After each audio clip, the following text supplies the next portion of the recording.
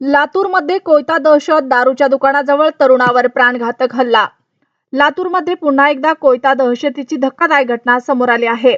शहरातील साई नाका परिसरात दारूच्या दुकानाजवळ दिवसाढवळ्या एका तरुणावर कोयत्याने प्राणघातक हल्ला करण्यात आला.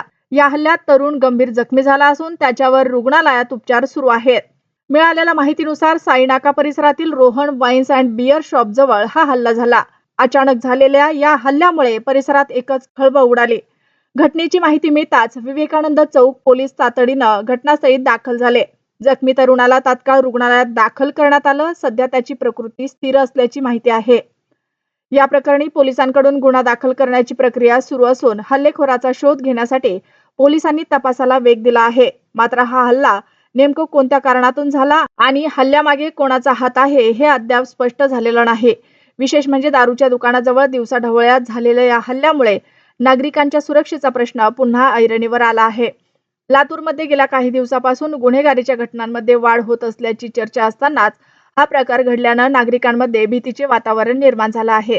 दरम्यान पुणे जिल्ह्यातील जुन्नर तालुक्यातील पिंपळवंडी येथील एका चिमुकलीवर अत्याचार आणि हत्या प्रकरणानेही परिसर हादरला आहे. या घटनेच्या निषेधार्थ ग्रामस्थ आणि कुटुंबियांच्या वतीने कॅन्डल मार्च काढण्यात आला.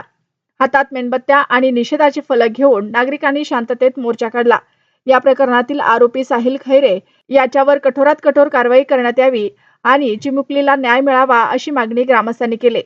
या घटनेमुळे नागरिकांमध्ये प्रचंड संताप आहे. आरोपीला कठोर शिक्षा झाल्याशिवाय स्वस्थ बसणार नसल्याची भावना ग्रामस्थांनी व्यक्त केली.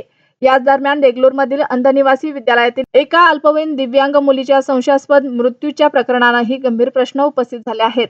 आजारी पडल्यानंतर शाळेनं नातेवाईकांना वेळेवर माहिती दिली नाही, त्यामुळे उपचाराला विलंब झाल्याचा आरोप कुटुंबियांनी केला आहे. या प्रकरणाच्या सखोल चौकशीची मागणी करत देगलूरमध्येही रात्री उशिरा कॅन्डल मार्च काढण्यात आला. लातूरमधील कोयता हल्ला असो किंवा राज्यातील इतर गंभीर घटना, सामान्य नागरिकांच्या सुरक्षेचा प्रश्न पुन्हा एकदा समोर आला आहे. आता पोलिसांच्या तपासातून या घटनेमागचं नेमकं कारण आणि आरोपीची भूमिका काय हे स्पष्ट होण्याची प्रतीक्षा आहे.